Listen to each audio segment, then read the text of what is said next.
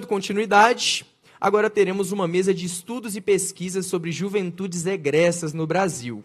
E para isso convidamos para conduzir esse momento o chefe de Departamento de Serviço Social da PUC Minas, Valdeir Eustáquio Santos.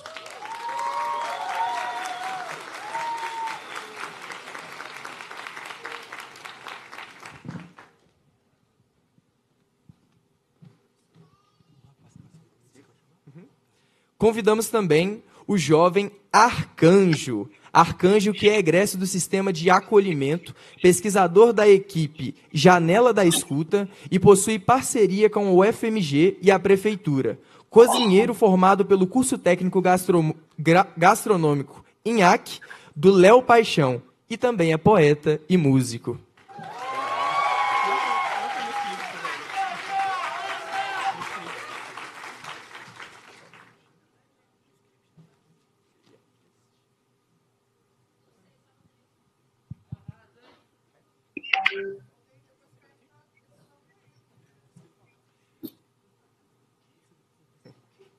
Professor, a palavra é sua.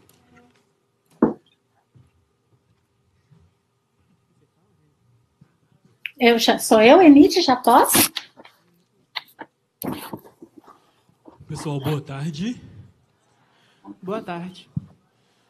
A Fernanda já gritou lá embaixo, já falei o que ele vai ter que cantar.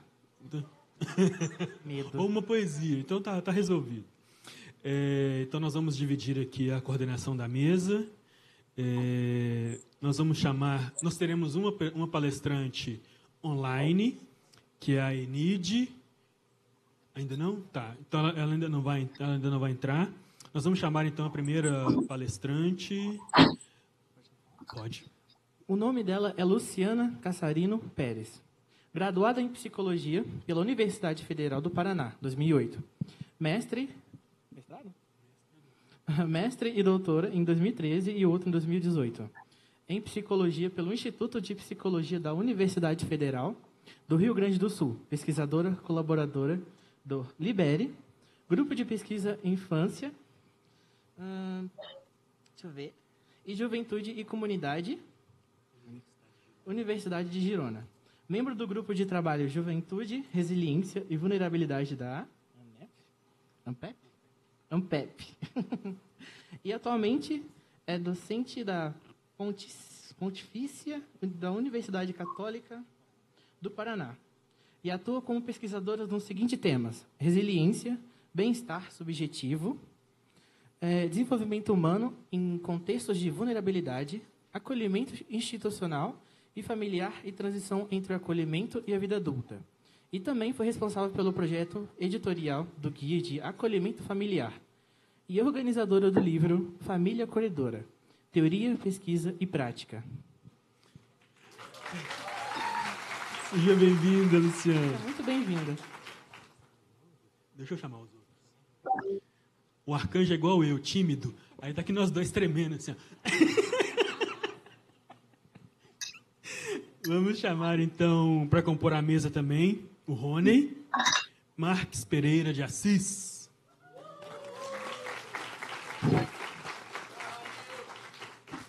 O Rony é graduado em Ciências Sociais pela PUC Minas, mestre em Sociologia pela Universidade Federal do Rio Grande do Sul, atuou como educador social e em projetos de pesquisa relacionados aos direitos da criança, adolescentes e jovens, tendo colaborado com a pesquisa nacional Vozes Inescutadas e Rompimento de Vínculos, Jovens, Egressos e Famílias em Risco de Ruptura de Vínculos Familiares. Atualmente é coordenador nacional de Juventudes das Aldeias Infantis SOS. Seja bem-vindo, Rony, meu camarada. Eu vou chamar essa aqui, e você chamar a última. Eu vou chamar para compor a mesa também conosco Michele Borges.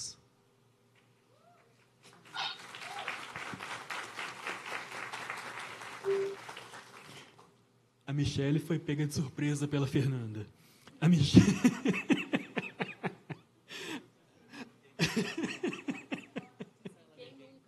Quem nunca? Tipo isso, Luciana falou, quem nunca, né? A Fernanda deu umas dessas.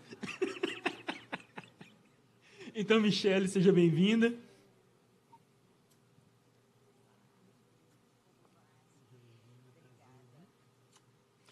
A Michele é psicóloga e psicanalista, pesquisadora do Núcleo de Pesquisa Psicanálise e Sociedade da PUC São Paulo, doutoranda com pesquisa A Abolição Acontece Todos os Dias.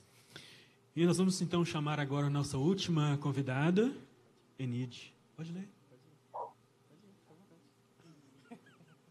Nós vamos chamar, então, a Enide Rocha Andrade da Silva, que está já na nossa tela. Seja bem-vinda, Enide. Ela é pesquisadora sênior no Instituto de Pesquisa Econômica Aplicada do IPEA, em Brasília, coordenadora de estudos, pesquisas e avaliação de políticas públicas voltada para crianças, adolescentes e jovens. É economista graduada pela Unicamp, mestre em economia pela UFMG e doutora em ciências sociais pelo Instituto de Filosofia e Ciências Humanas da Unicamp. Foi pesquisadora visitante da Universidade de Stanford e foi pesquisadora responsável pelo primeiro levantamento dos serviços de acolhimento de crianças e adolescentes em 2004 pelo IPEA e Conanda.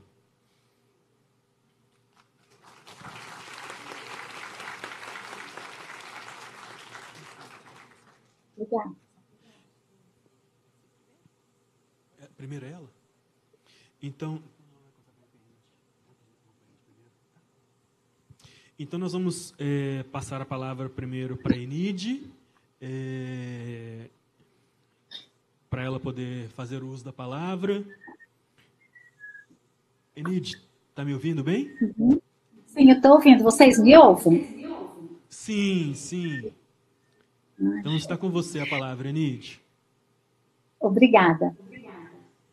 Bom, em primeiro lugar, eu quero agradecer a oportunidade de estar participando, mesmo que seja de forma virtual, porque eu estava, só bem rapidamente, queria contar para vocês que eu já estava com as minhas passagens para participar presencialmente, porque eu valorizo muito o evento e encontrar pessoas também muito queridas e ter a oportunidade de aprender muito, mas por conta de um trabalho que eu estou coordenando aqui, eu não consegui sair de Brasília.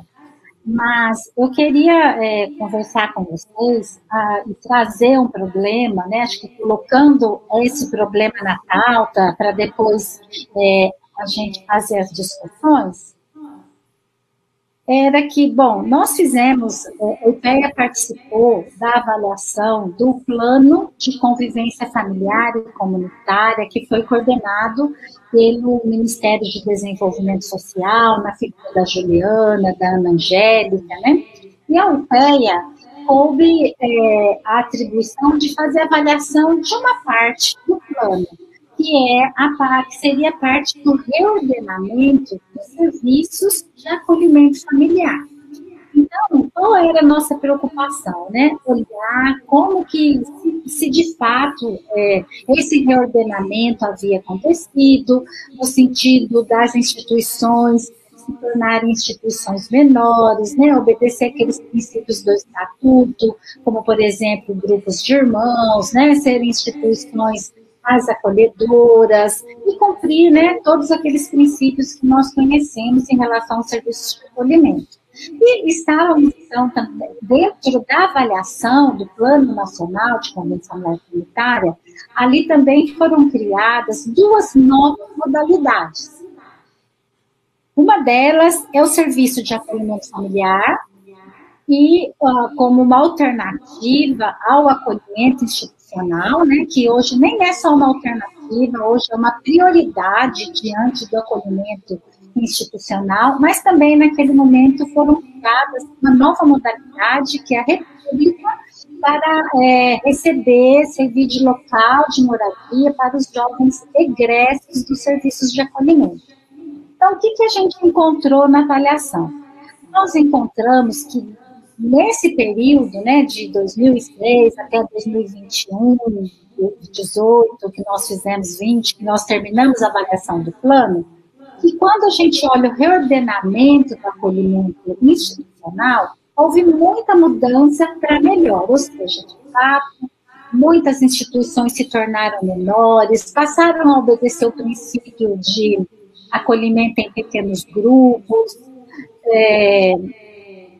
Assim, por exemplo, também estavam várias questões, como ficar próxima da família de origem, né? Todos vários princípios do acolhimento, tipo, que houve um esforço, e que esse esforço do reordenamento, de fato, ele respondeu às políticas públicas em curso naquele período.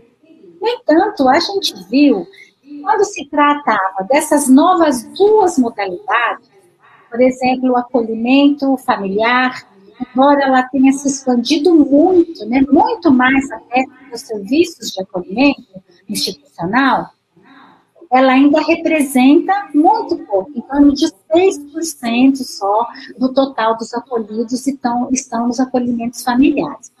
Mas, assim, voltando para a questão da nossa discussão, quando nós analisamos os dados do Censo SUAS de 2018, depois eu tenho também o de 2022, mas naquele momento a gente estava fazendo a avaliação do plano, né, uma avaliação longitudinal, a gente viu que em relação às repúblicas, também foi uma política, um programa que não deslanchou, né?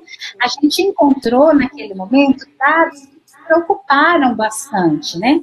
Nós vimos que em 2018, o último ano, a gente tinha 19, né, serviços de república apenas no Brasil como um todo. Que elas estavam em 19 municípios, né, então elas estavam em 19 municípios, havia apenas 30 unidades que ofertavam 244 vagas, com 152 acolhidos.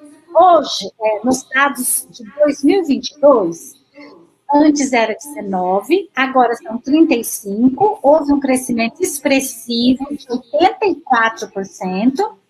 As unidades, nos municípios, as unidades aumentaram de 30 para 67, cresceram mais de 100%.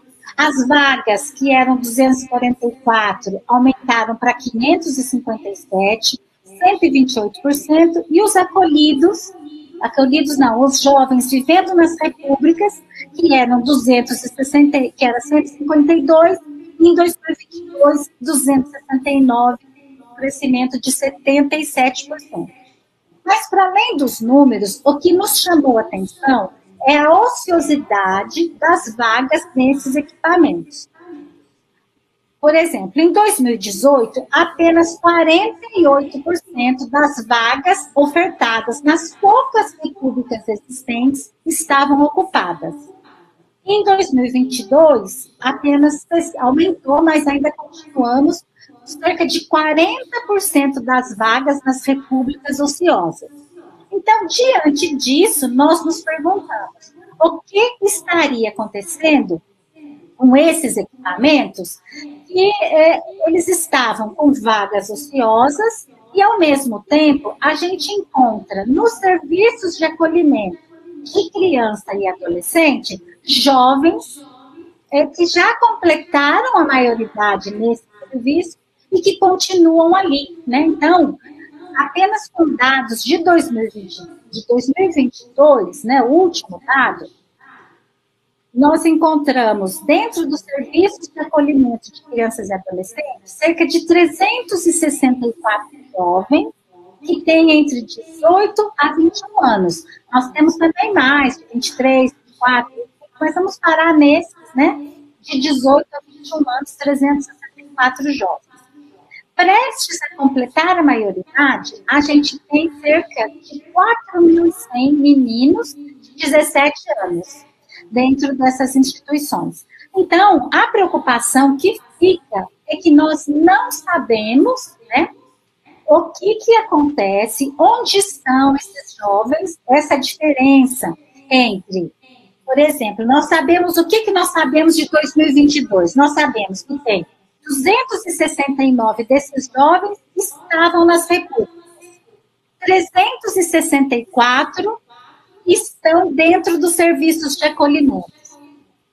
Mas e a diferença? Se a gente sabe que a cada ano saem cerca de 3.000 jovens dessas instituições. Então, nós gostaríamos e precisamos saber, como uma política de Estado, onde estão esses outros jovens, né? Esses cerca de 2.000, 2.500 que saem todo ano, porque nas repúblicas eles não estão, né?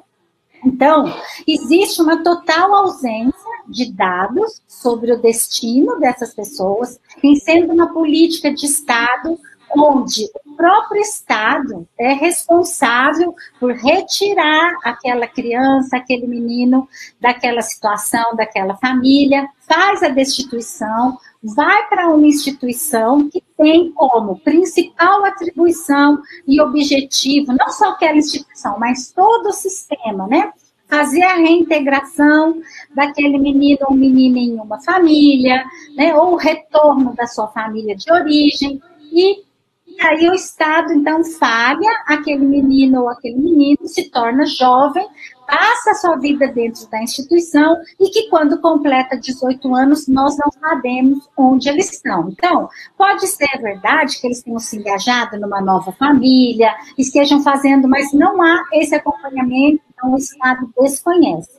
Mas o problema é que quando nós juntamos a informação de que esses jovens, pensando agora num outro dado, que é o dado da juventude pobre do Brasil, né, que também eu trabalho com esse dado, aqueles jovens que a gente chama que estão na situação sem estudar e sem trabalhar. Então, nós temos as informações desses jovens, porque os que estão nos serviços nós não temos as informações, que são jovens, na maioria, muito pobres, são jovens negros, são jovens com baixa escolaridade, que não tiveram oportunidade de fazer uma capacitação profissional e que têm grande dificuldade para fazer uma reinserção, para conseguir um trabalho decente, um trabalho não precário, para continuar os seus estudos. Esse é o dado do Brasil. Então, nós não conhecemos os dados e as informações desses jovens, por exemplo, desses 4 mil que se encontram dentro das instituições, apesar de já estarem com mais de 18 anos.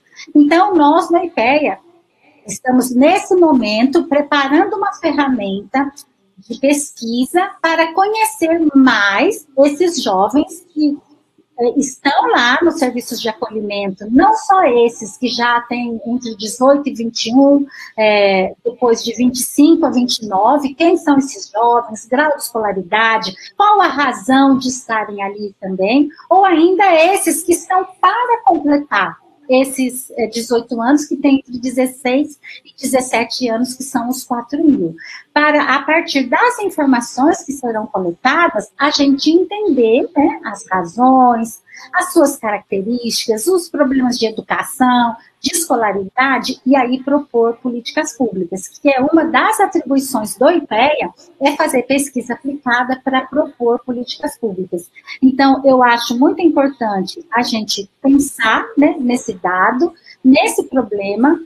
São poucos jovens, quando a gente pensa na dimensão do tamanho de uma política pública, falar de 5 mil, 6 mil jovens é irrisório para uma política pública nacional. Mas é importante que nós tenhamos mais informações, mais dados, para a gente entender o que está acontecendo e, assim, propor outras políticas que a gente sabe que passa, sim, por capacitação das habilidades socioemocionais, por capacitação voltada para o mercado de trabalho, por ampliação da escolaridade. Então, fica, então, esse desafio, né, nesse momento em que esse evento está discutindo sobre a situação desses jovens, né, o que fazer, para onde eles vão, como apoiá-los, né, que quando a gente pensa na juventude, a juventude ela é classificada como aquela fase de transição para a vida adulta. E no Brasil, a gente sabe que nós temos diferentes juventudes, né? Então, a gente tem aquele jovem que tem uma família que apoia com mais recursos, ele aproveita essa fase da juventude para se capacitar, para ampliar o seu capital humano. Já os jovens mais pobres entram imediatamente no mercado de trabalho, saem da escola e não têm essa moratória da sociedade para se capacitar. Mas isso nós conhecemos da juventude em média do Brasil, mas precisamos conhecer o que está acontecendo com esses jovens dentro das instituições. Então, eu trago esse desafio para a gente debater, para ser debatido nesse evento.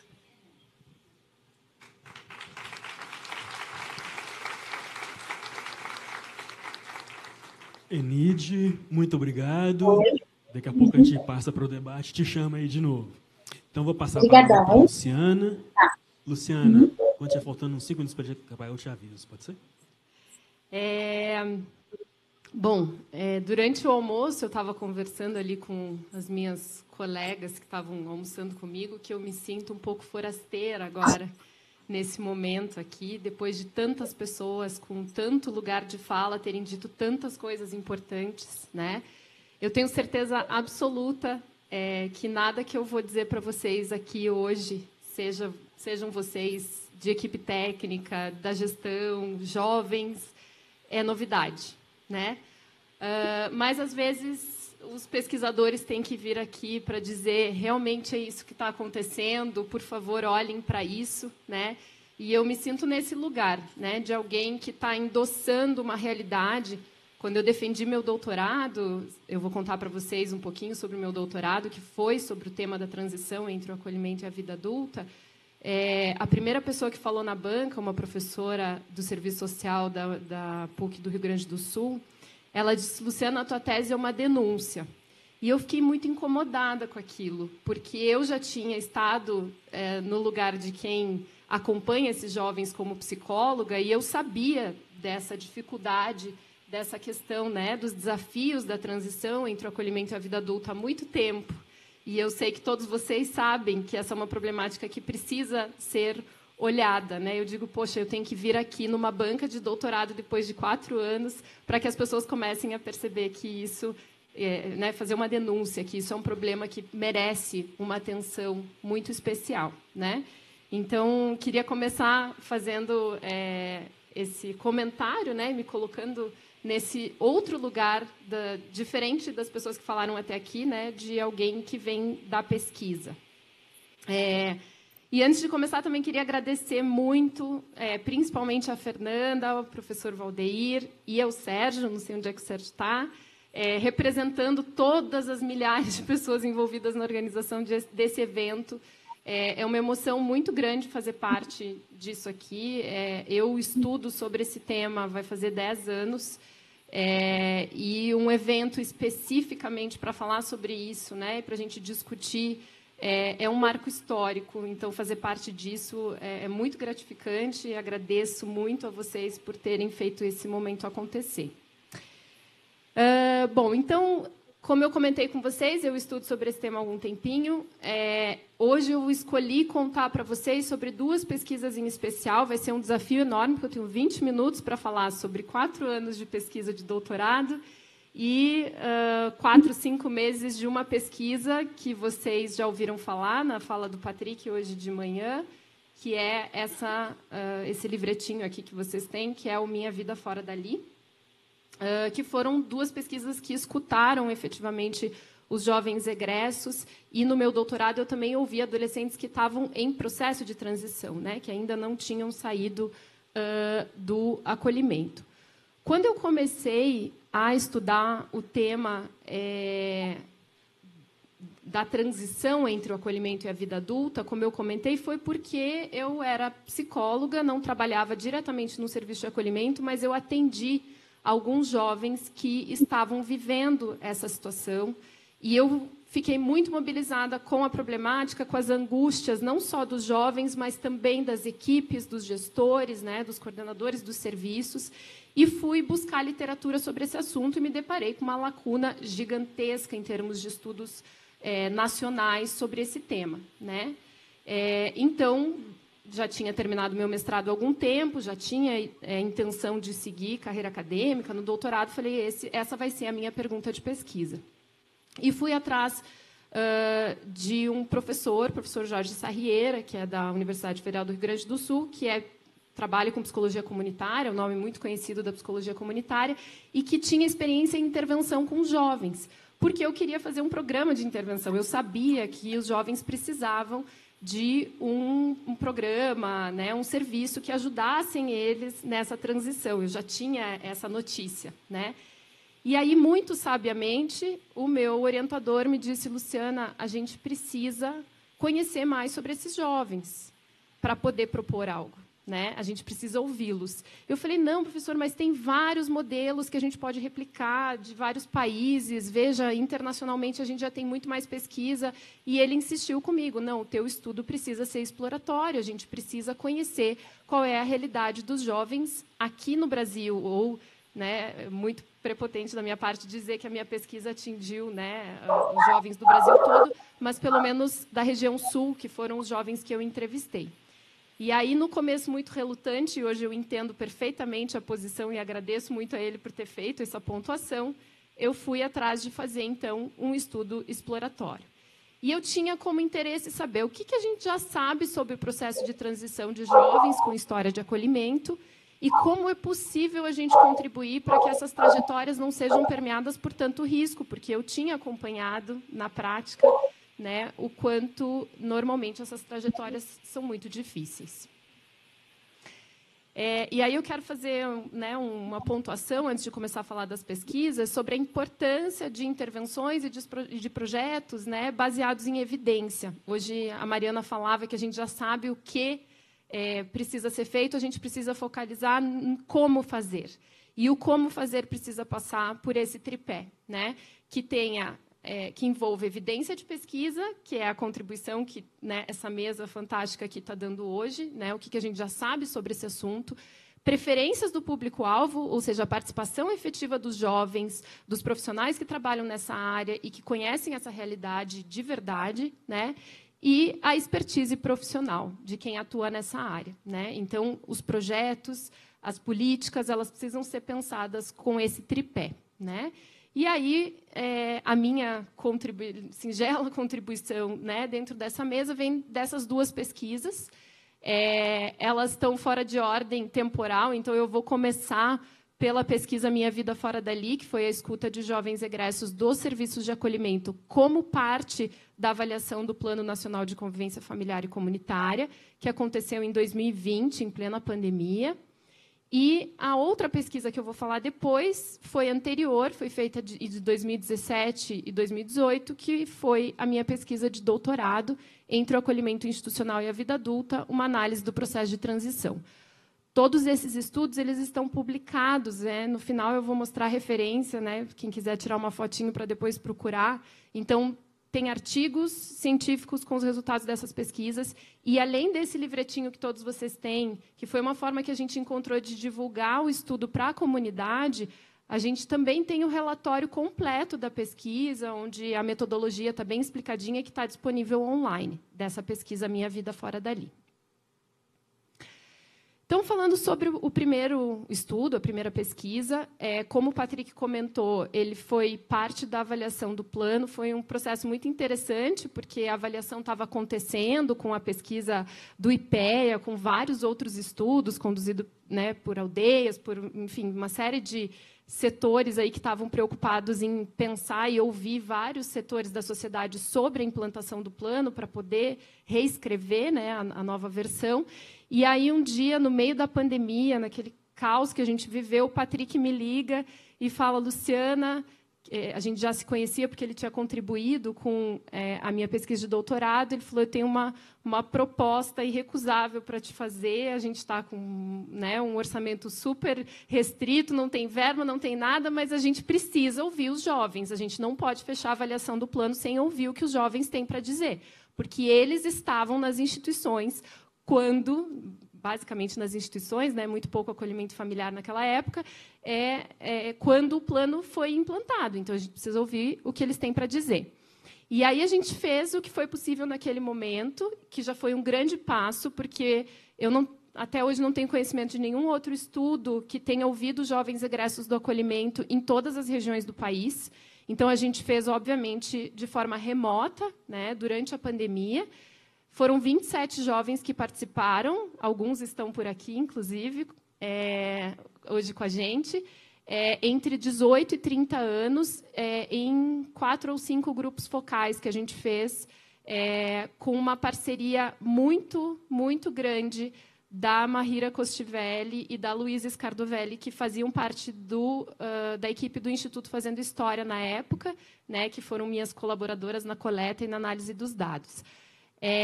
Essa pesquisa, então, foi muito respaldada pelo movimento, partiu do Movimento Nacional Pró-Convivência Familiar e Comunitária, a iniciativa, e foram os membros do movimento que fizeram com que os egressos pudessem participar, porque foram eles que nos ofereceram os contatos para que a gente pudesse chegar neles, né?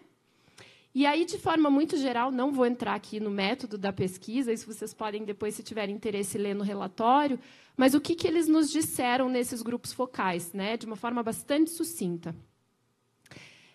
Que a gente tem uma questão muito importante ainda de circulação de crianças e adolescentes entre as diferentes instituições de acolhimento e, inclusive, o serviço de família acolhedora também. Né? Então, eles salientaram muito a questão de que a vinculação afetiva é extremamente importante, mas que isso fica muito comprometido por essas trocas constantes. Né? Eu não conheço a realidade do país todo, mas em Curitiba, da onde eu venho, a gente tem vários serviços que acolhem crianças e não acolhem adolescentes, né? Que separam por sexo, por faixa etária. Então, a criança fica ali, às vezes, um bom tempo numa instituição, completa lá seus 12 anos e precisa ser transferida de acolhimento porque não pode ficar ali porque aquela instituição não acolhe adolescentes. Né? Então, a gente ainda tem essa realidade. Os jovens também falaram muito do quanto a convivência comunitária deles era muito comprometida, ou seja, vários deles constataram nos grupos focais que eles tinham o direito à convivência comunitária, porque achavam que era normal e que fazia parte das regras ali, de repente, no final de semana, não poder sair. Né? Uma jovem, me lembro, falou do quanto ela se sentiu mal quando entrou no acolhimento, porque ela tinha lá a crença dela, a igreja que ela frequentava, todos os finais de semana, quando ela não estava acolhida, e aí ela entra no acolhimento e ela é proibida de frequentar aquela igreja nos finais de semana, ou porque o abrigo não conseguia levá-la, enfim. A questão da convivência comunitária, da convivência com pares fora do contexto do acolhimento, frequentar as festinhas de aniversário, dormir na casa dos amigos, né? Tudo isso foi levantado pelos jovens como algo que sentiram muito falta durante o acolhimento.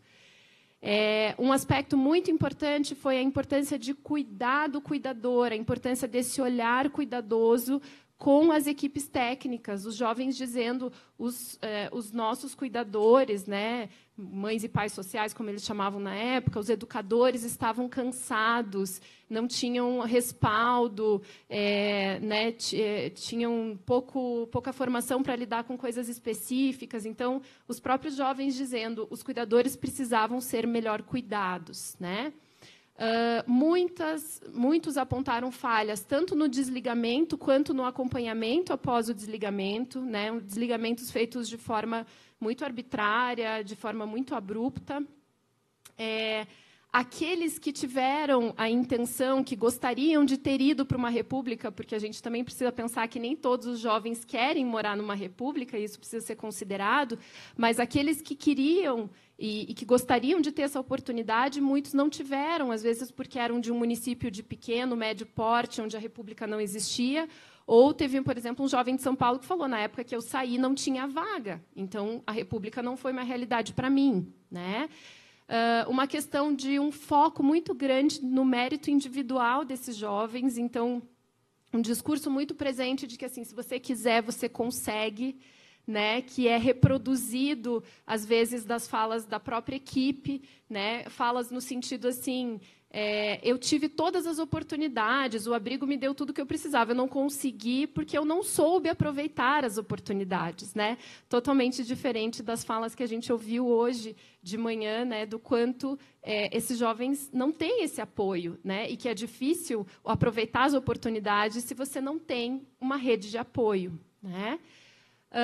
A questão do família acolhedora como um espaço privilegiado de vinculação. Isso é um ponto que eu sempre trago com bastante cuidado. A gente precisa aprofundar os estudos nesse sentido, mas dos 27 jovens entrevistados, 3 tinham tido experiência de família acolhedora e 2 já tinham mais de 18, 19 anos e mantinham contato. Uma, inclusive, morava ainda com a família acolhedora, e outra mantinha contato com a família acolhedora como uma importante fonte de apoio, né? Então, é um ponto que a gente precisa olhar com um pouco mais de cuidado, né? Se a alternativa, né, o direito, né, a estar dentro de uma família acolhedora não garante também uma transição, de repente, para a maioria dos jovens um pouco mais tranquila, né? E aí a gente parte para a segunda pesquisa, entre o acolhimento institucional e a vida adulta, uma análise do processo de transição. Foram 5 estudos, né, esse doutorado, então são 5 artigos aí publicados com os resultados.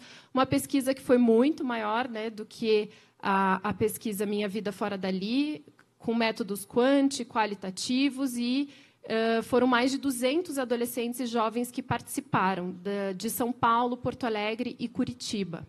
Tá? Aqui eu vou trazer também, de forma muito sucinta, os principais resultados, analisando os 5 estudos, que seria basicamente a conclusão da tese, né?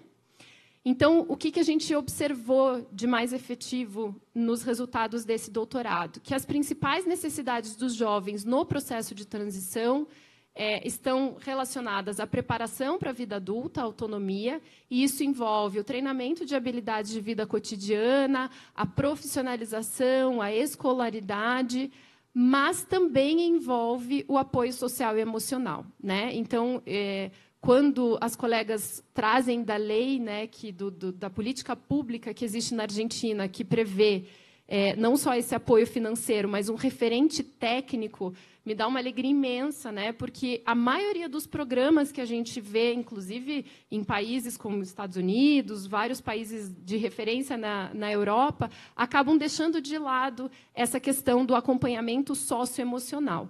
Né? E, normalmente, programas para habilidades de vida cotidiana, mesmo o nosso jovem aprendiz, né, eles não se sustentam se não tiver caminhando junto um apoio socioemocional importante. Né? A questão da estabilidade no acolhimento, que é um ponto crucial, a gente precisa pensar que esses jovens não podem, né, essas crianças, esses adolescentes não podem estar circulando por diferentes instituições, diferentes serviços, diferentes famílias acolhedoras. Isso tem comprovadamente, né, cientificamente comprovado, um efeito muito ruim para os resultados que os jovens vão ter depois da saída. A importância do protagonismo e da participação ativa na tomada de decisão, então, que as crianças e os adolescentes sejam consultados sobre os seus desejos, os seus planos de futuro e possam construir coletivamente as decisões a respeito do seu futuro, e a avaliação continuada de programas e serviços. Então, eu fiz uma revisão sistemática sobre programas de intervenção para adolescentes em processo de transição, como parte da tese, e um dos aspectos que ficou muito evidente é que esses programas eles são implantados e eles não são repensados ao longo do tempo, né? Então, acabam não cumprindo com seus objetivos depois de um certo tempo. Tá?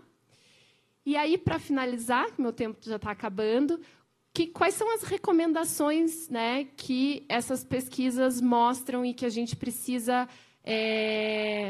se debruçar, né? Que aí acho que fica essa grande contribuição para os debates que a gente está tendo aqui. Fortalecer o trabalho com famílias de origem e inserção comunitária. Vocês vão ver que quase metade dos pontos dizem respeito ao pré, né, saída, e a outra metade ao momento pós-saída.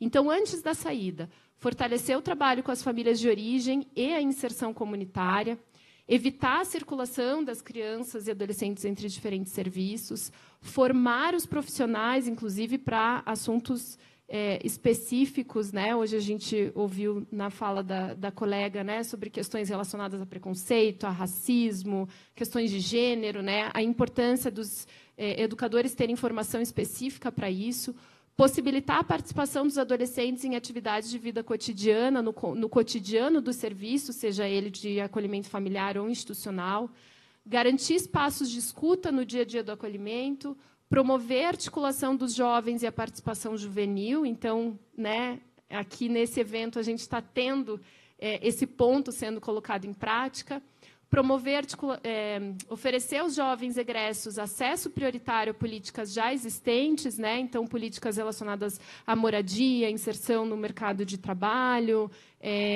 aluguel social, enfim.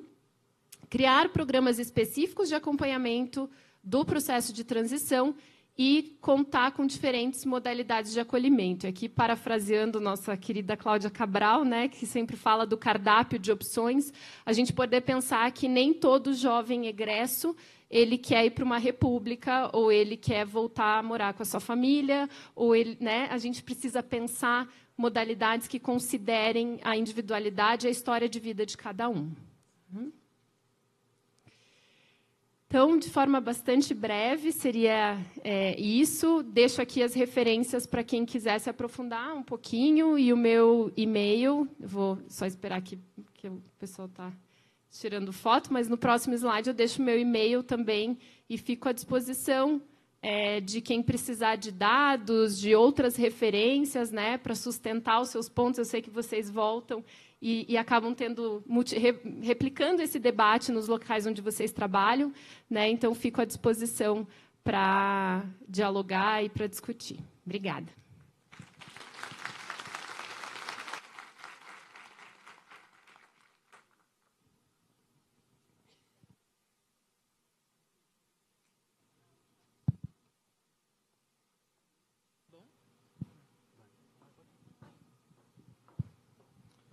Bom, vamos dar continuidade.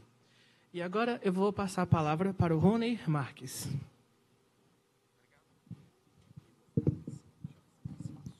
Melhor, né?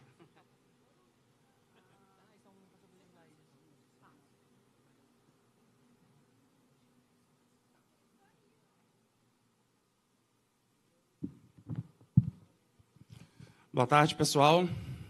Tudo bem?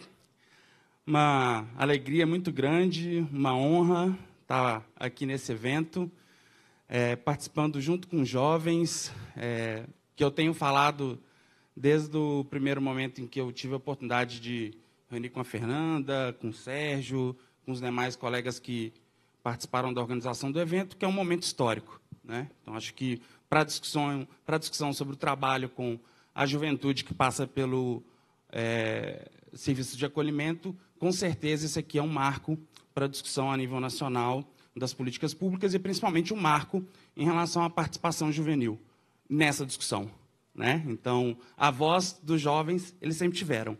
O que falta são pessoas para escutá-los e buscar, digamos, encaminhar e atender essas demandas. Porque, com certeza, os colegas aqui perceberam que as falas, né, da Enide, da Luciana e dos jovens que tiveram a oportunidade de falar aqui convergem. As pesquisas traduzem para uma linguagem, digamos, mais acadêmica, algo que os jovens estão falando para a gente desde o primeiro dia que chegaram aqui e antes de vir para cá. Então, é uma honra muito grande e é uma honra ainda maior porque eu sou filho dessa casa, me graduei aqui há 10 anos atrás e volto hoje podendo compartilhar e trocar uma ideia com vocês sobre uma temática tão relevante. Então, fico muito feliz. Venho aqui trazer, compartilhar alguns resultados da pesquisa que foi realizada pela Aldeias por meio do Instituto Bem Cuidar, Vozes Inescutadas e Rompimentos de Vínculos, pesquisa sobre crianças, adolescentes, cuidados alternativos, juventude egressa e risco de perda de cuidado parental no Brasil. UFA! Que é uma pesquisa que a gente realizou durante o ano 2022, 2023. O livrinho dela não é tão pequeno, cadê o Patrick, né? Que ele falou numa noite, mas eu convido a todos a lerem. No final aqui das atividades, vocês vão receber esse material. Tem o livro completo e tem um resumo também. E eu acho que a ideia é aqui, talvez, em alguns momentos, vou me repetir com o que foi falado, mas é importante, né? Então, dando seguimento, pode passar por... Só para contextualizar vocês, até porque o tamanho desse relatório, a pesquisa ela teve 3 eixos de estudo, né, de coleta de dados, de análise. Então, o primeiro eixo é os cuidados alternativos e perda de cuidado parental no Brasil, perspectivas dos agentes do Estado. O segundo eixo, vozes inescutadas, crianças e adolescentes e jovens em cuidados alternativos no Brasil, perfis, acesso a direitos e percepções. E o terceiro eixo, que é o que eu vou dar mais atenção aqui na nossa conversa, são vozes inescutadas, risco de perda de cuidados parentais e juventude egressa do serviço de cuidados alternativos. Pode passar, por favor. Então, dentro do recorte que eu estou propondo aqui para a gente fazer da pesquisa, ali eu destaquei o objetivo, né, do trabalho com a juventude que passou pelo serviço de cuidados alternativos, pelo serviço de acolhimento, que é descrever de forma exploratória as percepções de egressos, então aqueles que saíram do serviço de acolhimento ao completarem 18 anos, sobre a vivência em serviços de cuidados alternativos e os desafios depois de sair da guarda desse serviço. Pode passar, por favor. Bem rapidamente, porque, enfim, a metodologia que a gente utilizou, né? A gente fez coleta de dados através de um questionário estruturado, com 67 jovens. Só não tivemos participação de jovens da região norte. Também fizemos grupo focal com 20 jovens que passaram pelo serviço de acolhimento. Também, infelizmente, não conseguimos alcançar a região norte. Isso é um processo, inclusive, que a gente pensa, né, em dar continuidade aos estudos para a gente conseguir abranger também a região, que eu acho que é extremamente relevante para a gente conseguir trazer toda a diversidade dos contextos em que os jovens que saem do serviço de acolhimento estão inseridos. Tivemos também a consultoria técnica do Instituto Vida Adiante, que é uma organização da sociedade civil que foi fundada e é composta por egressos do serviço de acolhimento, que tem atuação ali na Bahia, Salvador, Lauro de Freitas, e que foi um grande parceiro nosso na elaboração dos instrumentos, na coleta de dados e na leitura crítica e análise do material. Pode passar, por favor. Rapidamente aqui alguns resultados. Primeiro, em relação ao perfil dos participantes, né? 64% deles tinham entre 18 e 24 anos, quase 33% entre 25 e 29. Com relação ao sexo, 58% das pessoas respondentes foram do sexo feminino, 42% do masculino. 80%, quase 81% se autodeclararam negras, usando os critérios do IBGE, né, a somatória entre as que se autodeclaram de cor preta ou parda, e 10% que se autodeclaram brancos. 80% permaneceram no acolhimento por mais de 5 anos. Então, assim, é um número significativo, né, de tempo de permanência dentro do acolhimento. Pode passar, por favor? Em relação à educação, os jovens, um dado que chamou atenção, e aqui só uma observação, a amostra desse estudo não tem estatisticamente significante, né? Você não tem uma representação estatística, então não podemos extrapolar os resultados para todo o universo de jovens que saem de serviços de cuidados alternativos, mas nos ajuda alguns insights que acho que dialogam com as demais pesquisas aqui apresentadas. Então, a gente teve ali, observa que entre 18 e 24 anos, 46% ainda estava estudando no momento da pesquisa, o que sugere uma certa continuidade de estudo, né, após a saída do serviço, mas, ao olhar todos os respondentes, a gente percebe que apenas 37% estavam matriculados em algum nível de ensino ou instituição. Pode passar, por favor?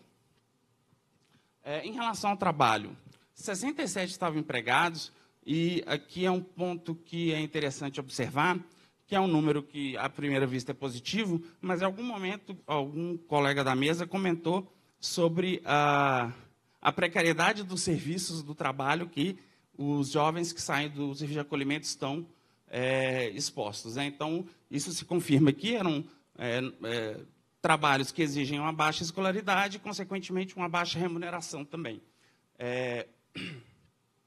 Em relação a benefícios, né, a gente percebe que BPC, 4 recebiam BPC, 19 Auxílio Brasil, atual Bolsa Família, e sendo eles 84% mulheres. Apenas um participante recebia aluguel social, né, que eu acho que quando a gente pensa em diversidade, em portfólio de políticas públicas, o aluguel social ele é um ponto, acho que, chave para a gente pensar aí o apoio.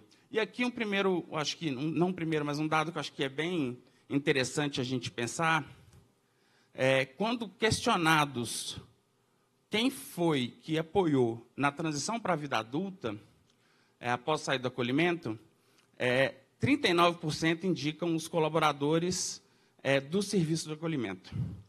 E eu tomo a liberdade aqui de repetir uma fala que eu fiz na terça-feira com os alunos de Psicologia e Serviço Social aqui da PUC, que é a importância dos técnicos no desenvolvimento dos jovens que estão dentro do serviço de acolhimento.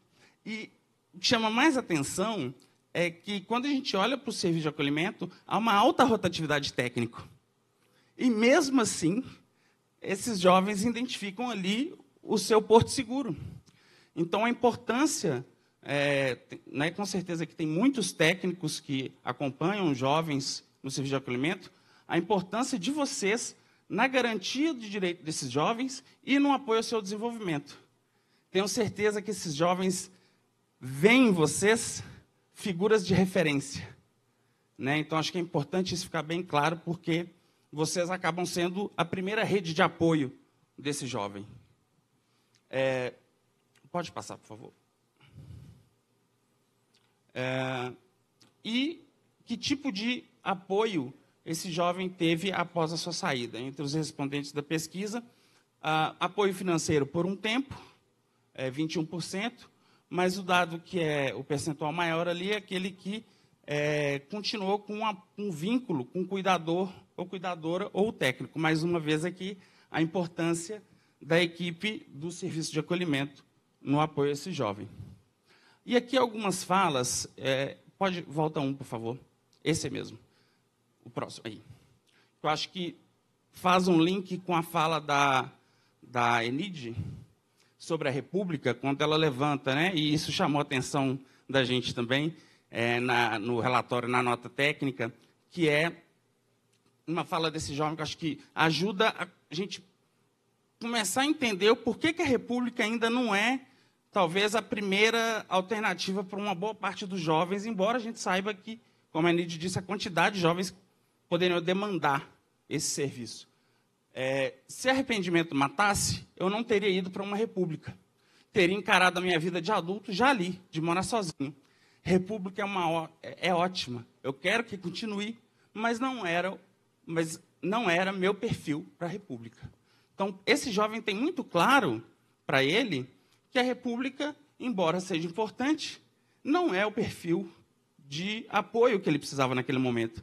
E aí, qual outro apoio que ele vai ter? Se hoje a república, por mais limitada que seja, é digamos, a resposta do Estado, digamos assim, que está colocada para esse jovem.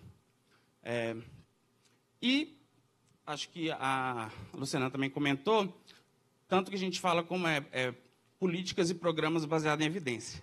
Então, a partir dessas análises, a Aldeias Infantis ela se propõe a pensar a sua estratégia de juventude, adequando aí as suas propostas, as suas metodologias, a partir desses resultados.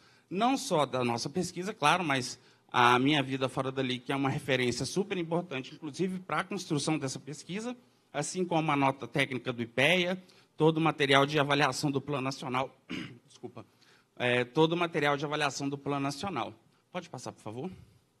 Então, a gente constrói uma estratégia de juventude, colocando ali como resultado o alcance da autonomia, e aí aqui, talvez, mais uma vez, repetindo o que algum colega da mesa mais cedo comentou, que a autonomia não pode ser confundido com autossuficiência. A autonomia não é só a inclusão produtiva desse jovem, garantir um emprego, mas também pensar ela enquanto um processo multidimensional. Então, ela envolve o apoio ao seu desenvolvimento biopsicossocial, a educação e inclusão produtiva, claro, a participação juvenil. Então, isso tudo e outros elementos compõem a autonomia e acho que é um desafio, porque é complexo, demanda diferentes tipos de ação e, enfim, agora é o desafio, não só nosso, mas acredito de todos aqui que converge, pensar essa autonomia nesse sentido multidimensional. Pode passar, por favor? Pode passar, por favor. Não vai dar tempo. E aí aqui a gente tem estruturado junto, né, a partir também das discussões da SOS Internacional, das nossas experiências, diálogos que a gente tem feito com os nossos serviços e outros serviços também, pensando as diferentes respostas para os diferentes perfis de jovens que saem do serviço de acolhimento. Então, a gente pensa na modalidade em grupo, então, a república é uma delas, mas também pode ser um jovem que vai morar junto com outros, numa residência compartilhada, que não necessariamente é o desenho de uma república, né, no sentido de serviço institucional. A modalidade individual, aquele acompanhamento que e aqui um dos critérios aqui é uma avaliação do nível de autonomia desse jovem. Então, um acompanhamento de modalidade em grupo, por exemplo, uma república ou uma residência compartilhada, daquele que necessita de um apoio mais constante. A modalidade individual, aquele que tem uma certa autonomia, mas ainda precisa de um acompanhamento, então, a partir de visitas domiciliares e outros tipos de acompanhamento. E o apoio posterior ao egresso, ele tem um probleminha de tradução em relação ao documento da SOS Internacional, que é apoio posterior ao egresso, mas acho que um exemplo para a gente pensar é aquele jovem ou aquela jovem que tem um certo grau de autonomia e de autossuficiência, mas em determinado momento da sua vida, essa autonomia, essa autossuficiência é ameaçada. Por exemplo, durante a pandemia da Covid. O jovem tem emprego, o jovem tem residência, mas diante de um contexto econômico adverso, tudo isso se torna ameaçado e ele precisa novamente do apoio do serviço e do Estado. Pode passar, por favor. E aqui, rapidamente, só para mencionar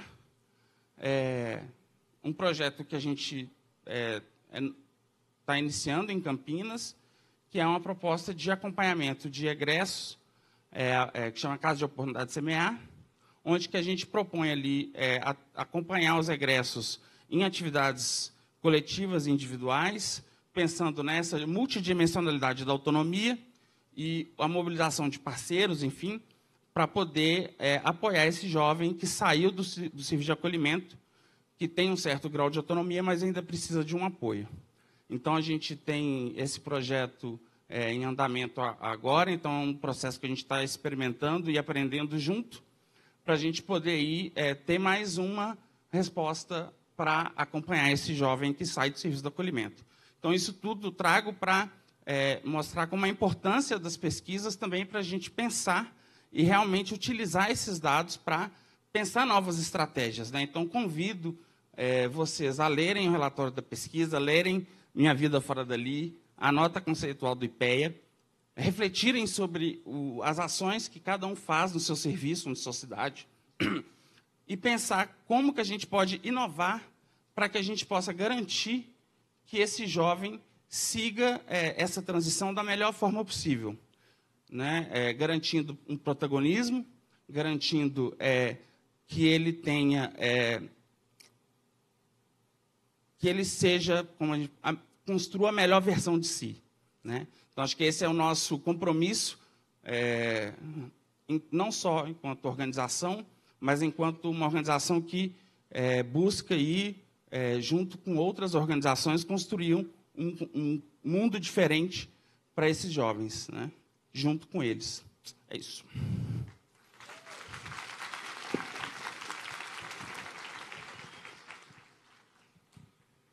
Muito obrigado, Rony. E vou passar direto a palavra aqui para a Michele, para ela falar um pouco da pesquisa dela. Só peço desculpas que eu falei com a Enid, que a gente já tem o debate, a gente não tem debate nessa mesa. Então, depois a gente faz um breve comentário, né, e a gente passa para a mesa seguinte. Bom, boa tarde. Eu não preparei nenhuma apresentação, né? A Fernanda fez o convite aí para eu contar um pouquinho da minha pesquisa, mas eu agradeço muito os trabalhos, né, que já foram apresentados aqui. A Fernanda, a Natália, que fez, né, toda essa ponte aí. Eu acredito muito no trabalho em rede, então, para mim, estar aqui é muito importante, porque o processo de pesquisa, na maior parte do tempo, é bastante solitário, inclusive, né? Eu trabalho com atendimento em várias vertentes, né, com crianças e adolescentes em situação de acolhimento há bastante tempo. Então, eu atendi por cerca de 8 anos crianças e adolescentes de um acolhimento específico no município de Osasco. Já fui técnica responsável do acolhimento, já fui supervisora técnica, e hoje estou fazendo essa pesquisa. O mestrado, eu discuti um pouco a violência do Estado no acolhimento, né, como que na tentativa de proteção o Estado viola muitos direitos e como na ponta do serviço o que a gente tem são os ecos do ECA, né? Não o ECA como foi pensado na letra da lei. Então, o Estado vai se fazendo presente pela ausência, inclusive nessas famílias, e promovendo acolhimentos, violando muitos direitos, né? E durante esse processo do mestrado, muitas questões foram, né, muito menos que responder, foram abrindo outras questões. E um dos atendimentos que eu fiz, eu acompanhei um jovem dos 11 até os 18 anos. Ele foi desacolhido em 2021, assim, no auge do processo todo pandêmico, sem nenhum laço familiar, todo o laço dele, todos os laços tinham sido rompidos, inclusive com os irmãos que tinham sido acolhidos no mesmo momento. E esse jovem, quando sai do acolhimento, a equipe técnica, né, como já foi dito aqui, esse apoio, essa rede de apoio que se cria, conseguiu o único projeto, a política pública que a gente tem no município de Osasco é o auxílio aluguel. Então, ele tinha o auxílio aluguel e tinha um trabalho. Mas esse jovem não sustenta essa vida de autonomia, essa vida sozinho. Ele parou uma série de tratamentos e ficou numa situação de rua. Ele se encontra hoje em situação de rua. E é muito curioso como os locais aonde ele fica são perto das casas de acolhimento por onde ele passou. Ele foi transferido muitas vezes nesse processo aí de institucionalização. E pensando muito nesse caso, principalmente, que vem a pesquisa de doutorado, que é o que eu estou fazendo agora. E eu pesquiso como esse processo de desacolhimento, ele é um processo análogo ao processo de abolição da escravidão, no sentido de que ambos processos acontecem sem política pública de inserção social. Vou fazendo um resgate histórico, inclusive, discutindo essa questão histórica que a gente tem, né? A gente aprende que a lei foi assinada e que porque, né, chegou um momento e que se entendeu o horror de todo o processo de escravidão, e isso não é a verdade, essa não é a nossa história. Então, eu faço um resgate de todas as principais movimentos de revolução que acontecem no pré-abolição, para além do processo de pressão que a Inglaterra fazia, né, no momento da assinatura da lei, e como isso não fica sem consequências, como isso gera, né, todo esse processo que a gente vai conhecendo aí, de não inserção, de racismo, de segregação, de violência. Então, eu vou discutindo essa parte histórica e como que esse processo ele vai sendo muito parecido agora, né? Mesmo quando a gente tem alguma política pública, como as repúblicas jovens ou como o auxílio aluguel, o quanto que isso não é suficiente para um processo de sustentar a vida adulta na saída do acolhimento. Como a Luciana trouxe, né, se a gente não pensa num processo socioemocional, é muito difícil. A estrutura que esses jovens precisam na saída não é só de uma casa. E aí, nesse sentido, a psicanálise pode contribuir, né? Eu vou trazendo um pouco essa ideia da contribuição da psicanálise, ao mesmo tempo que é uma provocação. porque a psicanálise é um instrumento, sim, muito importante para a gente trabalhar com esses jovens, para pensar esse processo de autonomia, desde que os psicanalistas, né, se debrucem sobre essa temática, sobre a questão toda, não só do acolhimento, mas principalmente de todo o processo de racismo que a gente vive na nossa sociedade, e a psicanálise segue, em grande parte, né, a gente faz um movimento muito grande, mas segue branca e burguesa.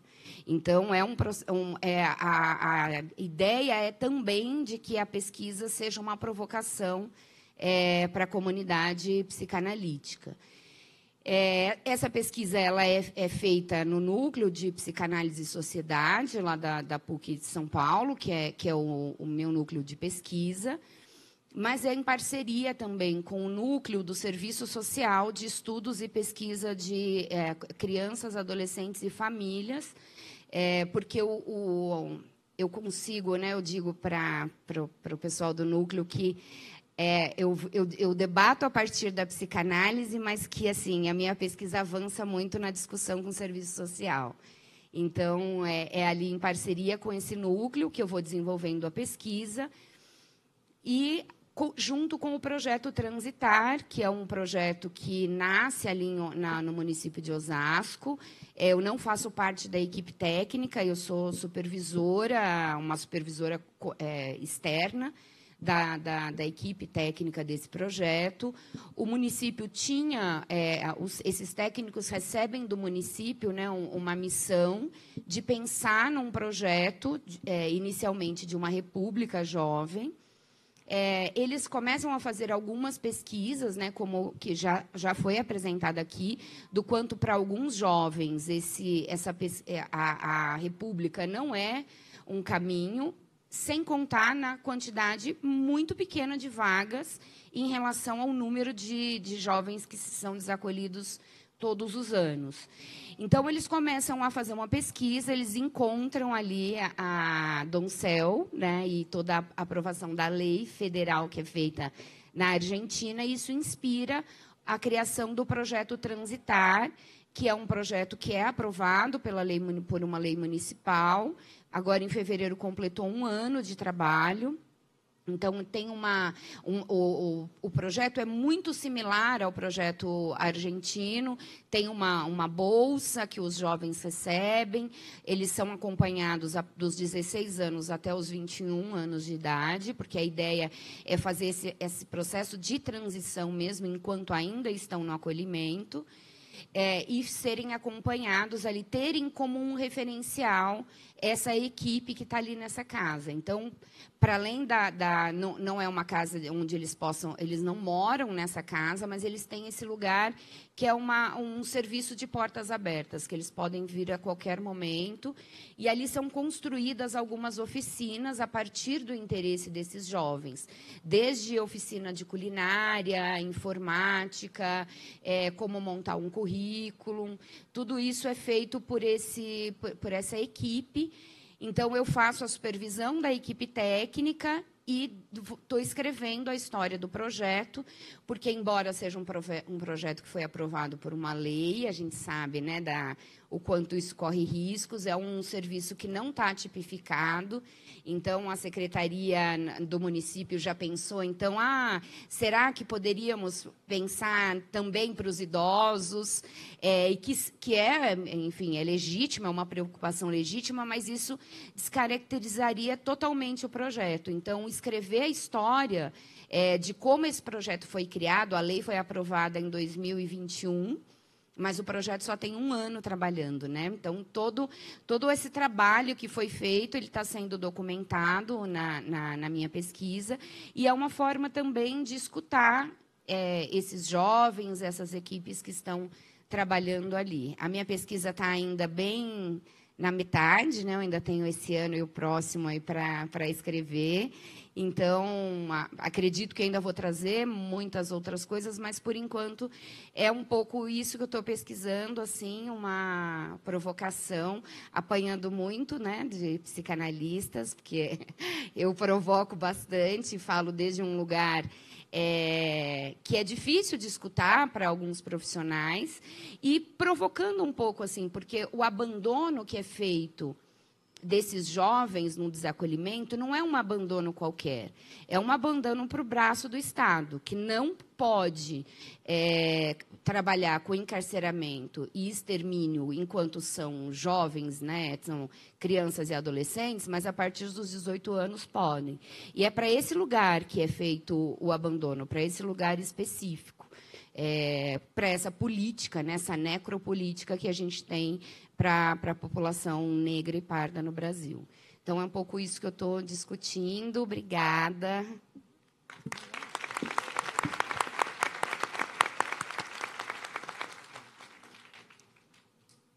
Então, quero agradecer, né, a todos os nossos convidados, a Enide, quero agradecer ao Rony, a Luciana, e eu vou passar aqui para o Arcanjo, que ele vai fazer alguns comentários e também pedir para que ele falasse um pouco da história dele. Bom, boa tarde. Para quem não me conhece, repetindo mais uma vez, eu sou o Arcanjo. O meu nome de nascimento mesmo é Gustavo, tá? Ele vem antes do Arcanjo, só para falar. E, bom, primeiro eu vou falar um pouco sobre quem sou eu. E quando chega na parte da história do acolhimento e da República, sim, eu sou morador da República masculina, eu vou abordar vários comentários de vários amigos meus que estão na mesa. E, bom, vamos lá para onde tudo começou. Mais um relato, né, de um jovem. Bom, eu não sou daqui. Nasci no Pernambuco. Minha família toda é do norte. Só que a gente não se criou lá. Eu fui para São Paulo com 3 anos com minha mãe, meu pai e meus 2 irmãos pequenos. A minha irmã, que é a Mila, ela tem hoje por volta de 24 anos. E o meu irmão mais velho, que é o Itamar. Ele é adotado. Inclusive de abrigo também. Minha mãe conseguiu adotar um dos meninos de abrigo. E, bom, a gente era uma família, vamos dizer assim, normal. Tinha uma vida bem normal, cotidiana, de tranquilidade, paz, mesmo com os problemas da vida, eu acho. Só que eu tive a minha infância bem normal, desde os meus 3 até meus 7 anos. Eu vivi como qualquer criança feliz, brincando, escola, amigos, enfim. Só que, bom, tudo começou aos 7 anos, quando o meu pai, ele virou usuário de cocaína e de crack. E eu pensava que seria só isso, né? E sim, eu já tinha consciência e noção da realidade aos meus 7 anos, o que estava acontecendo na minha família mesmo. Meu pai, ele começou a agredir minha mãe, violência doméstica e tudo. Ele chegou a um nível, tipo assim, de não deixar ela trabalhar. Ele espancava ela, deixava ela roxa, na nossa frente. Bebia, usava droga, e simplesmente ele chegava a trancar até o portão, concorrente. Então, tipo, a gente vivia como um como é que eu posso falar? Isso mesmo. Obrigado. E a gente continuou mais ou menos quase um ano nisso. Eu tinha uns 6, isso começou até os 7. Quando eu estava nos meus 7, alguns meses bem quebrado, que já tinha feito uns 7 anos, eu virei para minha mãe e falei, vamos embora, vamos fugir. Tem lugares que tem proteção. Eu fui para casa de vizinhos e perguntei como fugir da sua vida para um lugar seguro na época. E eles me falaram que existiam lugares que abrigavam pessoas assim, com situação de violência e por aí vai. Chegou um belo dia, minha mãe simplesmente me escutou e falou, tá, vamos fugir. Arrumou as nossas coisas, que é tipo, pegar nossas blusas de frio, nossos documentos só. E carregou dentro de uma mochila e deixou pronta. Para no outro dia de manhã, quando ele dormir, por causa do efeito da droga e da bebida, a gente conseguiu fugir. Abrir o portão e ir embora. Só que nesse dia deu tudo errado. Tipo, parece que ele previa os passos da minha mãe e simplesmente ele esperou ela dormir, e subiu em cima dela e tentou matá-la, sufocando ela. Enforcamento, no caso, né? E, bom, minha mãe lutou e tudo mais, tirou ele de cima dela e ela correu para o andar de cima, que a minha casa tinha 2 andares. E lá tinha uma panela com água quente. Que, resumindo, minha mãe ia matar meu pai. Ela ia matar ele com primeiro ia dar água e depois faca. Simplesmente isso. Minha mãe, ela via que ela não ia conseguir fugir. Ela mesma falou para mim, ela era fraca, Uma mulher comparada com um homem que é bruto de quase 2 metros, que era meu pai. E meu pai ele era gordinho. Então, resumindo, ou meu pai matava minha mãe e matava a gente, ou ela protegia a gente, ficava para trás e mandava a gente embora. Para a rua ou para a polícia, não sei. Bom, ela conseguiu chegar na cozinha e jogou a panela de água quente nele, só que, bom, ele revidou e deu um soco nela. No exato momento, meus irmãos acordou e que não sei o quê. Eu sempre fui meio, vamos dizer assim, a minha infância me traumatizou muito, mas eu acho que nesse dia realmente foi à beira da loucura, assim, que eu vi meu pai tentando matar minha mãe. Simplesmente agi rápido. Me desculpa se isso foi um gatilho, algo sensível, mas eu esfaqueei meu pai nas costas. Porque eu vi que ele ia matar minha mãe. Ele voou em cima dela e ele ia matar ela, estrangulada, na cozinha.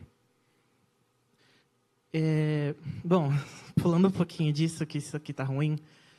Nós conseguimos sair dali, depois da facada e tudo mais. Minha mãe pegou só a bolsa dela, que estava com as nossas coisas, nosso documento, como eu falei, e fomos embora. Fomos para a casa da vizinha, do outro lado da rua. Chegamos lá, ele tentou arrombar a porta lá da casa da vizinha e porque queria pegar minha mãe e, enfim, 1000 coisas. Aí, nisso, a polícia já estava chegando. Minha mãe tinha chamado a polícia mais cedo. A polícia estava chegando e tudo mais, ia querendo arrombar a porta da vizinha, chutando na casa da vizinha. E isso lá em São Paulo, tá? Só para contar onde a história estava. Depois disso, a polícia chegou e ele fugiu. Do nada. Depois disso, a gente foi até uma delegacia da mulher de proteção. Aí teve a vara da infância, não sei o que e tudo mais. Feito isso, eu pensei que eu ia para um abrigo, a casa que, vamos dizer assim, como os meus vizinhos falavam, um lugar para nos proteger do mal. Só que a gente foi para uma espécie de abrigo de mães e filhos ameaçados de morte. Não foi exatamente um abrigo de crianças, um acolhimento. Foi literalmente uma casa de mães e filhos. Então, tipo, eu consigo lembrar assim nitidamente. Era tipo um sítio, de tão grande que era a casa, e tinha, sei lá, 17 mulheres, ou solteiras, ou com filhos, fugindo dos maridos, porque simplesmente os maridos queriam matá-las. Elas estavam em risco, junto com as crianças. E, enfim, pelo menos a gente ficou no quarto 4. Os quartos eram nomeados por números, e a dona de lá, a coordenadora, eu não vou lembrar exatamente dela, assim, mas tinha meio que uma regra para as mulheres ficar lá. Uma das regras mais importantes era pintar o cabelo de vermelho. Eu sei, pode parecer loucura. Eu também fiquei tipo, o quê? Mas todas as mães que estavam lá, para ficar, tinham que pintar o cabelo de vermelho, igual essa mulher, a coordenadora. Porque senão, ela virava para a gente e falava, ou era isso, ou é rua. Ou senão, abre o portão para o seu marido vir aqui te pegar. Simplesmente, ela fez a gente passar regras de convivência para as mulheres ter união, vamos dizer assim. Acho que ela foi muito além do normal, pra falar a verdade. E, bom, teve muitos casos de mulheres passando no quarto 4, né? No nosso quarto. Que minha mãe ela ficou 1 ano lá. Ela conseguiu trabalho e tudo mais. Enfim, teve muitas mulheres que passou com a gente, que foi tipo... teve a Catarina. Ela é da Bolívia e até hoje eu tenho contato com ela pelo Instagram. Ela é boliviana, tem 2 filhos, ela é fluente em 5 línguas, 5 idiomas. E ela estava fugindo do marido e veio aqui para o Brasil. Porque ele veio até aqui pegar ela. Ela, tipo, a família dele é daqui e ela é de lá. Aí ela veio para cá correndo atrás da família dele para proteger ela. E mesmo assim, ela teve que buscar esse abrigo de mulheres. Tipo, a mulher e os filhos tinham tudo, tá ligado? Uau! Só que eu acho inacreditável, assim, como a lei meio que não ajuda. E, tá, vamos adiantar muita coisa, que o tempo tá curto, né?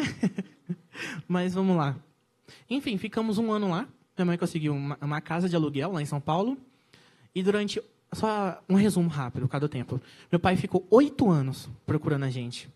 8 anos. Minha mãe e eu, meus irmãos, teve que se disfarçar durante 8 anos. Roupa, identidade, nomes, escolas. Sempre a gente estava mudando e alguém perguntava, um coleguinha me virava, qual é o seu nome? Carlos. Eduardo. Nunca Gustavo, nunca. Nada. Ninguém nunca podia saber onde eu morava, a escola, nada. Enfim, quando eu tinha 14 anos, meu pai faleceu. Ele foi assassinado. Bom, teve o velório, nananã, enfim. A gente estava em São Paulo, a gente tentou ter uma vida calma. Só que minha mãe parece que ela tinha um dedo ruim para as coisas e ela arrumou um cara pior que meu padrasto, pior que meu pai, de fato, o meu padrasto, que ele era do crime. Então, tipo, muita coisa aconteceu. Vi muita coisa que não é legal de falar aqui, eu acho, por conta né? Tem pessoas aqui que não é legal ouvir. E bom, ele fez tudo o que meu pai fez, só que pior, por conta que ele comandava metade de São Paulo. E no final eu vim para cá. Eles me doparam de remédio e... Enfim, eles queriam me largar aqui, porque eles não me aguentavam mais. Um jovem que queria ler, queria terminar a escola, a faculdade, que não sei o quê. E simplesmente eles ficavam tipo, para que você quer ler? Para que você quer sobreviver, que não sei o quê, de forma de faculdade? Tipo, você não precisa ter um futuro, sendo que seu futuro já é esse aqui. Ridículo. Querer privar de uma criança, um adolescente, o futuro. Bom, quando eu vim para cá, eles me largaram na casa da minha tia, que é parente dele. Então, tipo, eu fui morar de favor na casa dos outros, que eu nem conhecia. Ô, véio, isso é uma negligência demais, assim, se eu puder imaginar. Isso corre até cadeia, só para você ver o nível da situação. Uma mãe largar o filho na casa dos outros. Depois disso, eu tentei suicídio. Na casa dessa tal tia. Eu entrei em coma. Tive uma parada cardíaca, cortei os pulsos, tomei remédios e afundei na cocaína também. E fui chegar no hospital, tipo, já morrendo. Fiquei quase um mês em coma. Só rodando um resumo rápido, que o tempo está acabando. E quando eu acordei, tinha uma enfermeira que me cuidou de mim durante um mês. E ela me chamava de anjo, que não sei o quê, que não sei o quê. E no final ela falou, você ganhou uma nova vida. É por isso que eu te chamo de arcanjo, que é o meu nome hoje. E...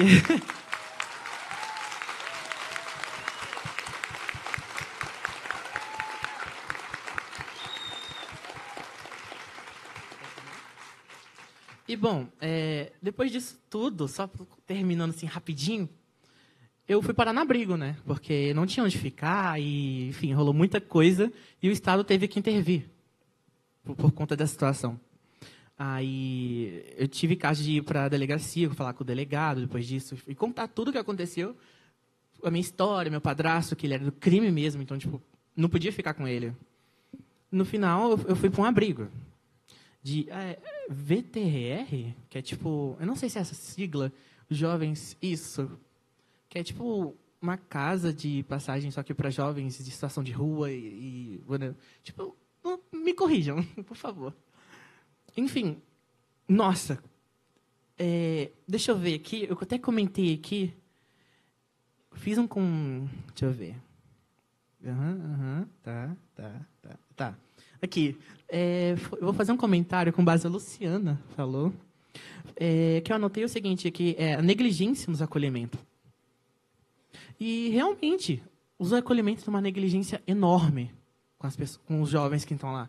Eles entram, muitos jovens não querem nada com a vida, são todos revoltados, e os profissionais, não estou falando mal, tá, já falando, mas tem muitos profissionais que não têm o mínimo de consciência para estar ali. Sendo que, igual eu falo, não só querendo falar coisas ruins, mas uma das coisas que realmente chega... Quem que falou? Foi o foi o Rony. Falando sobre a República em si e tal, que ele até passou uma mensagem que um jovem falou, que não era o perfil dele. E tudo bem. Muitos jovens que passam na República onde eu estou, que até meu coordenador e a minha técnica está ali me assistindo lá em cima, tem muitos jovens que chegam lá na República e não são perfil. Eles fogem, mesmo quando os outros eles fogem, causa briga com os outros moradores, inclusive até comigo lá na casa. E vice-versa. Mas, igual eu falo, muitas pessoas só veem o lado ruim das coisas. Ontem eu teve uma roda de conversa e tudo mais, e eu mostrei minha opinião. A República, mesmo que seja um erro de existir, porque se fosse corrigido no passado, que eu acho que é isso que estamos tentando fazer, que é não fazer o jovem chegar ao abrigo daquele jeito e se transformar naquilo e depois sair para uma república para tentar corrigir de novo algo que não corrigiu no abrigo.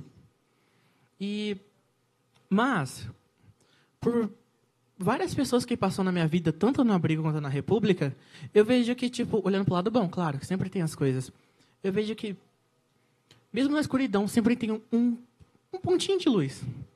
E não vou falar, e realmente vou falar, desculpa, correção. Acho que teve, sei lá, 4 pessoas assim na minha vida de acolhimento e de república, no caso, que me salvaram. Eu vejo que mesmo a república e o acolhimento seja uma falha, mas tem como tirar algo de bom nisso. Eu vejo que, se não fosse por aquelas 2 pessoas ali lá da república, os meus coordenadores e a técnica que está me gravando, eu acho que sem eles eu não estaria aqui. Vocês poderiam ficar de pé, por favor? Marcelo, Cássia. Só um instantinho.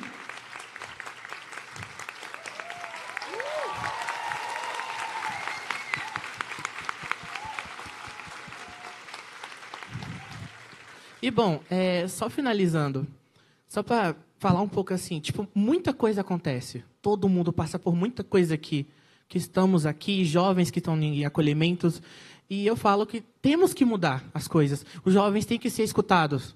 Somos vidas. As pessoas que estão no acolhimento tratam a gente como lixo. Lixo. Eles falam que eles vão dar um futuro, algo do tipo, mas eles privam a gente de muita coisa.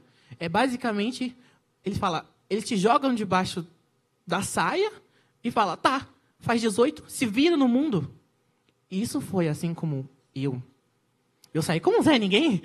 Eu, pelo menos, sabia fazer comida. Eu sabia, pelo menos, pegar um ônibus. Ó, tem jovens que nem têm ideia disso. Muitos jovens que eu recebi lá na República que nem têm a noção de fazer um arroz. Mas tudo bem. Estamos aqui para corrigir isso, não é mesmo? E só para dar a última pauta, rapidinho assim mesmo, sério. Mesmo que a gente não corrija tudo assim de imediato, mas isso aqui é um grande passo. E eu realmente estou muito orgulhoso de estar aqui nessa mesa, como todo mundo está do meu lado, e todo mundo... Vocês aí sentados assistindo, eu estou segurando chorar, tá? E eu vejo que isso é maravilhoso. Realmente, o que a gente está fazendo hoje, como um todo, a gente está tentando criar um futuro para a gente mesmo, só que para o passado, que a gente não teve o que a gente está tendo hoje, que nós estamos tentando criar hoje. Entende? Acho que foi meio complexo. Mas, na questão da República, só finalizando mesmo, eu sei que é muito pouca República para querer ajudar os meninos, porque tem muitos meninos que não têm para onde ir.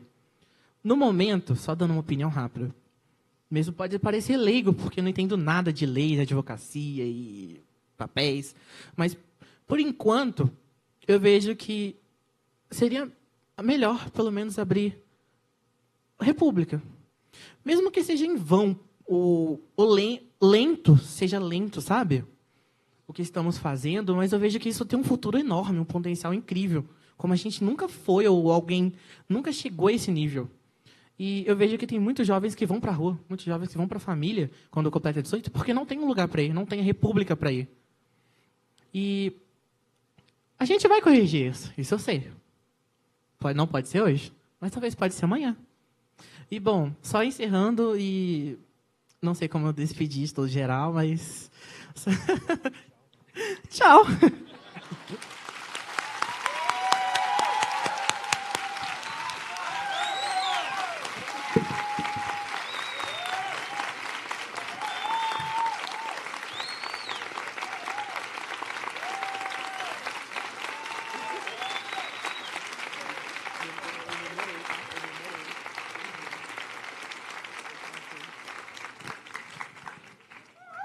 Tá com vocês.